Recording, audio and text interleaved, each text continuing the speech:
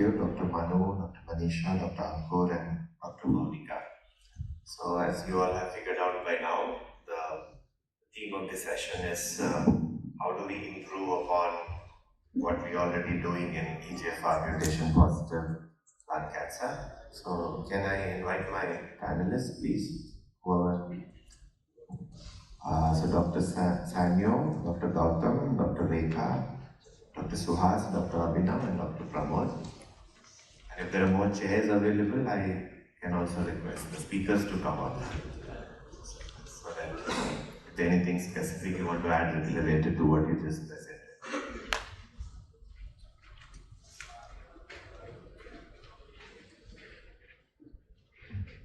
There's no keyboard, so how do I move the slide? Is it?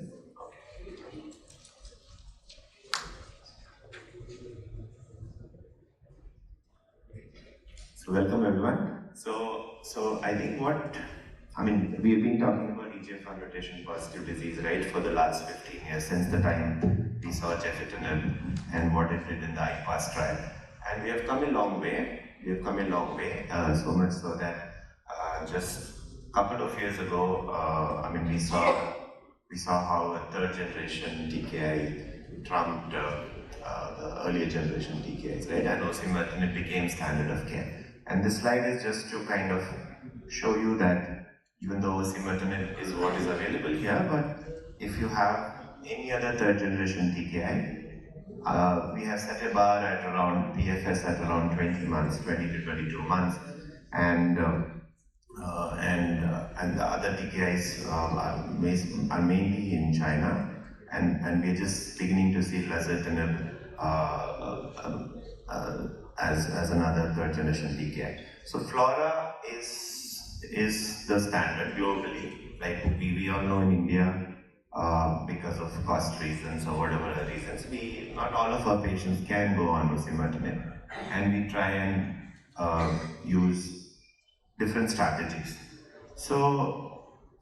And we know that we're not curing anybody with these drugs. Most of these people will respond initially, and the response is durable in some, short-lived in some other people, and then they progress, right? So then this, and then we also know that not everybody would go on and receive second line, right? There is a huge drop.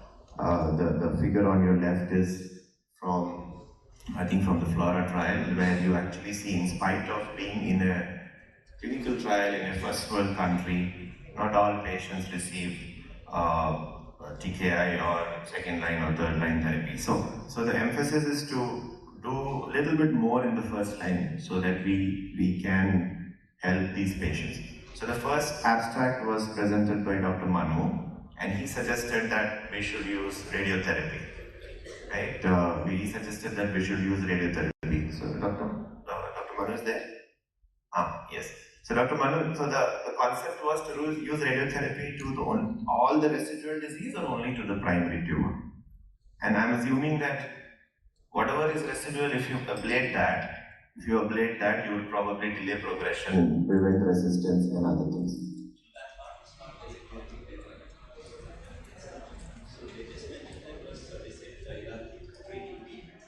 So let me ask my panelists, I'll start from this end. So in your practice, what proportion of patients with stage 4 disease you involve radiation therapy when you're doing your response assessment? And you think after listening to Manu, we should start doing that? I guess less than 10% would be eligible to undergo such type of therapy in our routine practice. Okay, eligible, or are we offering it to them? What proportion of patients you are even actually consulting? You're actually sending them to the radiation therapist, because I tell you my practice, even if I send the patient to the radiation now, they'll say, I think you came here by mistake, you got stage 4 disease, you go back.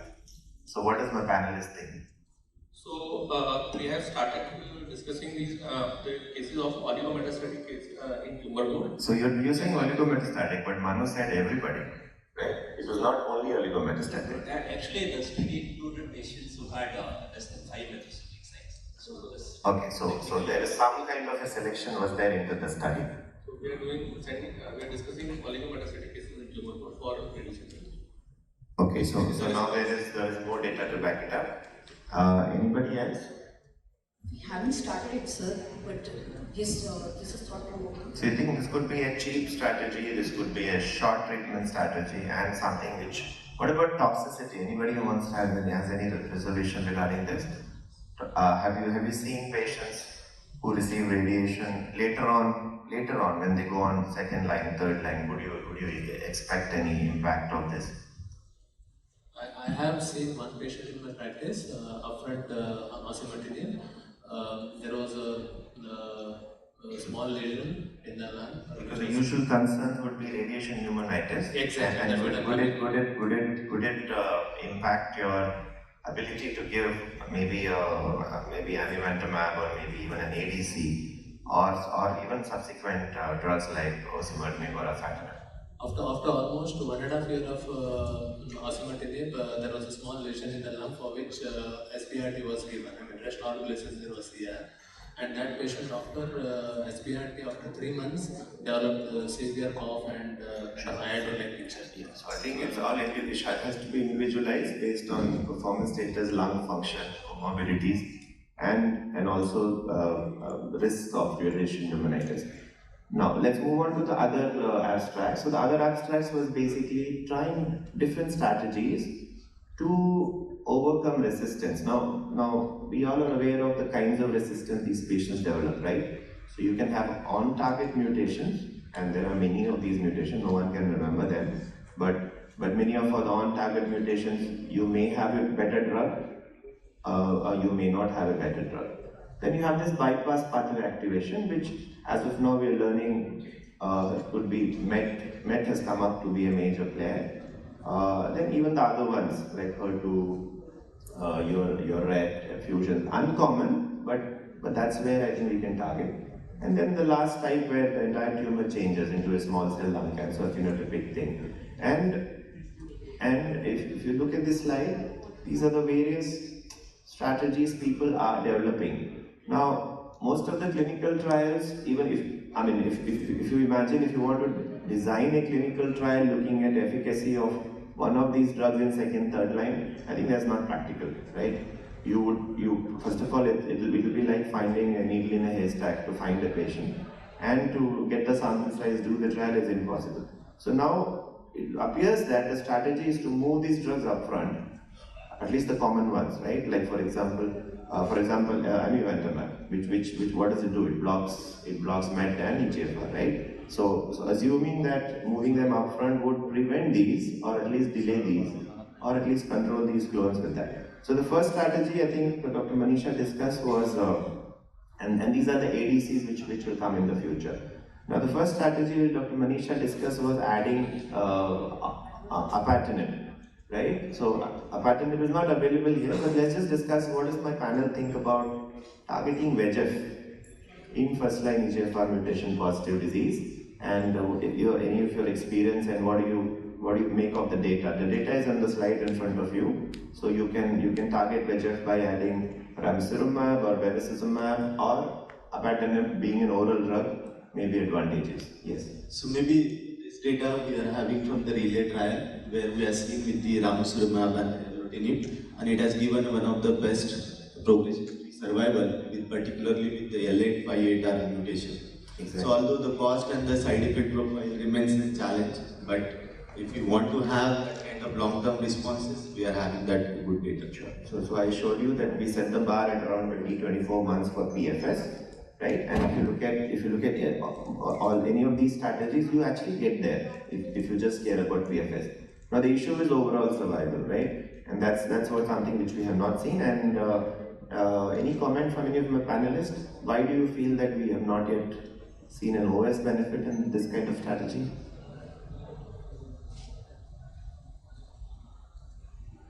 You don't have a right combination of EGFR with Yes. So I think it's as good as, I think some of the trials like Relay and Relay 2, the follow-up is still ongoing, right? And we never know, bevacizumab has always been that mysterious drug, right? Improved PFS in most of the cancers, but not so much on the OS impact. chemotherapy, we have seen the benefit of bevacizumab combining chemotherapy, but we have not Sure. So now the third strategy is to add chemotherapy. This has become an old strategy. I mean, we are all aware of data from India, data from Japan, and now the FLAURA2, right? So the data from the rest of the world. So everybody, earlier when data came out of India, everybody was saying chemotherapy is old-fashioned, you increase toxicity, why do you even thinking that line? We are all modern oncologists, we will develop targeted therapy and we'll improve outcome. But then the FLAURA2, now everybody's talking about FLAURA2, right? FLAURA2 OS is not yet mature. PFS, we all know. This is the first time we are seeing like 25 months PFS. But it comes with toxicity, right? We all know, even though the TKI is osimertinib, supposed to be safer than gefitinib, but still significant toxicity. So I mean, Sanyo, do you think of using this regimen routinely now? So if you have to, so just a general comment on where do you place chemotherapy in this disease? First line, later line? Considering FLAURA2, if you see that grade 3 and more adverse events, more than 45%, I guess. So if you see any obviously we're all medical oncologists, you're trying to treat AML, ALL, right? Comparing the studies. So if there is a strategy which improves PFS and OS, so are you saying that these toxicities are too much for us to handle? That way it is. Dr. Rekha, what do you think? I think it should be okay then. Are these acceptable toxicities? These are acceptable. Like you said, sir, probably we can manage, but OS, we need to have OS data. Yeah, so this is the toxicity, sure. I mean, for sure. So what does my panel think from the other side? Rekha wants OS, and as of now, FLAURA, we don't have OS, but we have OS from the gefitinib trials. Do you use chemotherapy in the beginning for all your patients? No, sir. Only. And what stops you from using it? As of now, cost. Cost of chemotherapy? Osimertinib. No. You use chemotherapy in first line? Yes, not in EGFR exon, like uncommon mutations. I do combine with TKIs, afatinib plus this, and apart from that. No. So uncommon is different ballgame. That I think Monica study we will get to if we have time. But afatinib plus chemo may be more toxic than any other TKI. Yes. So, but then for common, for 19 and 21, do you use chemotherapy? No, sir. You don't use any. How many of you don't use in my panel? One hand. Anybody else? Basically, for patients who are basically fit and young, you may consider for osimertinib plus chemotherapy, because even EFS is a good endpoint. Most patients are ECOG 1, right? Yes, sir. So for those patients, you may consider osimertinib plus chemotherapy. Otherwise, there are people who are they're not convinced with chemotherapy data. So what do you have to say for them? When I was in Tata, we used to use the gefitinib plus chemotherapy, and in private practice, since the result of FLAURA2 was come, unless the patient is confident, I am putting them on osimertinib plus chemotherapy. Sure. My issue is that when we had looked at our own data of gefitinib in the first trial in which we had done payback of gefitinib versus pembrolizumab carboplatin, and the same in gefitinib plus gefitinib, patients who are put on oral therapy, when they progress, they are very reluctant to go on chemotherapy. Yeah. And only on, even if you see data from FLAURA1, only 50 to 60% went on. And more than that, we were just discussing, I think before you came in, that when the disease is at the minimum, that is the point you probably have to hit hard. Yes. And you prevent secondary mutations, you prevent target those clones. And the case for OS, I think at least in EGFR mutated tumors, we have always relied on PFS. Like the initial data for first generation TKI also came, we were happy with PFS and we shifted the practice based on PFS itself. Even the FLAURA data initially came with PFS and we shifted the practice with PFS itself. And also something very interesting here to say, if you have CNS metastasis, good number of patients, 160, 110, they seems to have larger benefit with chemotherapy, right? So this is something which is thought-provoking. I don't know, I mean, you can think of various explanations for this. I'm just saying because these are the patients who may, as Vijay is saying, they may probably be very unfit later on when they progress and never had any treatment.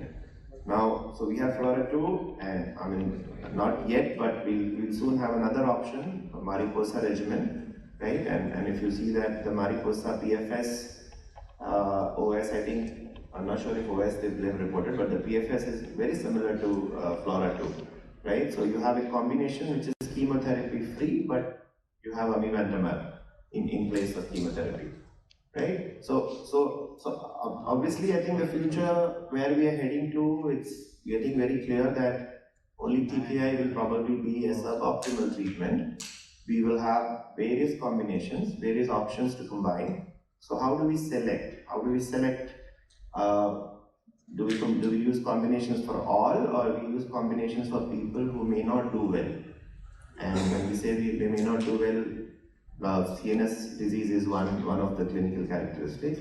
What about uncommon or presence of co-mutations? Anybody wants to take from the panel? Yes, Dr. Rekha. So we have Do you look at the NGS report, entire NGS report? Do you also look what are the other things which are mutated? Certainly, yes, sir. And so we have always been using ifatinib for the combinations, I believe. Okay. What if you have an exon 19 and a TP53? Do you treat that patient differently? No. You have an exon 19, a common mutation, but the patient also carries a mutated TP53. Would you place this patient at a higher risk for progression? Definitely, yes. TP53 Right. And what if the patient also? Yes, Sanyo, you want to say something? I think we don't have the answer to this question now, because TP53 is mutated almost in 30 to 40%. And do those patients do poorly as compared to if you do not have a mutation? Yes, right. Yes. And so therefore for those patients definitely you would want to do something. And any other biomarker? Anybody else? Things you may have any other biomarker other than these factors which we just discussed? What about if you have a mixed histology or adenosquamous?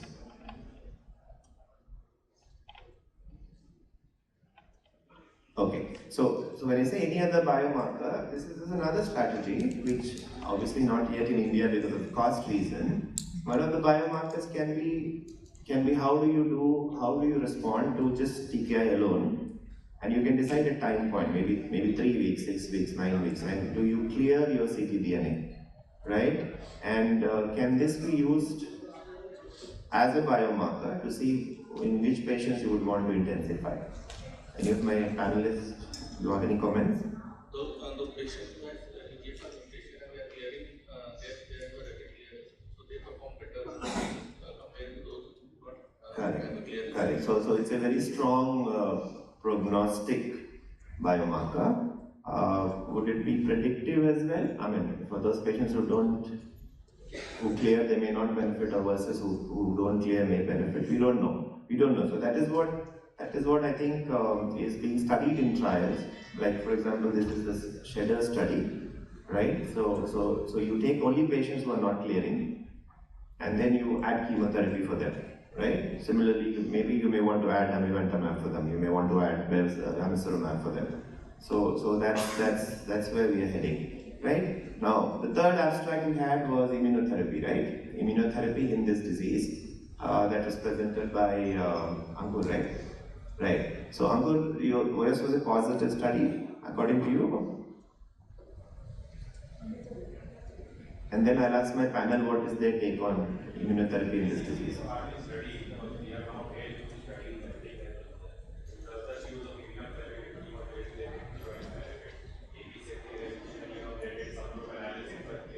So by Ankur's tone, you can figure out he's not impressed. So now Dr. Rekha, Agreed, sir. So even IMpower 151 did not show, and this one maybe the effect is driven by the chemo alone. We don't know. Sure. There was no comparison. So we have negative trials with nivolumab. We have a negative trial with pembro. The only positive signal we saw was in subgroup analysis with ABCP, some 30-40 patient data. IMpower 150, but 151, as Rekha is saying, is a larger phase 3 trial, which was negative. And but then we do have similar positive studies. But this is one from I think from China, both of them. This drug is sintilimab, and this is again atezolizumab. there is some improvement in PFS. So any of my panelists think that this may be an option later on? Maybe for higher PD-L1 expressors. Basically, there are no other trials basically, but for patients who have low VAB, EGFR and high PD-L1, they might be the candidate for IO after EGFR progression basically. Sure. After EGFR, post-EGFR progression, it only and the PFS is 5 months. I'll be taking that in the panel discussion very next. Oh, all right. Okay. So we will get there. 2 months benefit of Okay. So that's the only point. Okay. So the way the field is evolving, so we have TKI with some combination.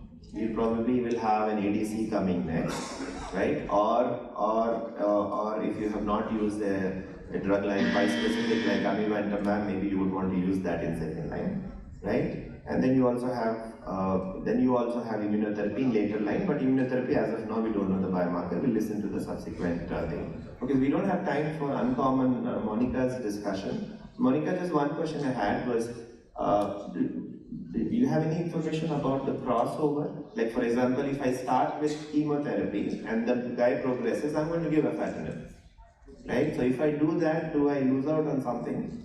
Or do I have to start with afatinib? That's my only question I have.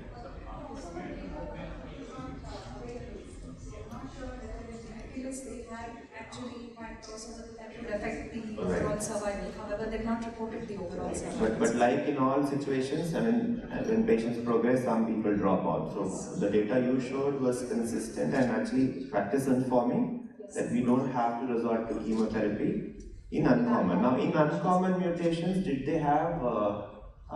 You said exon 20 insertion they did not take, T790M they did not take. They took everything else? Everything else they took. Okay. And did they give any subgroup like a forest plot for mutation wise?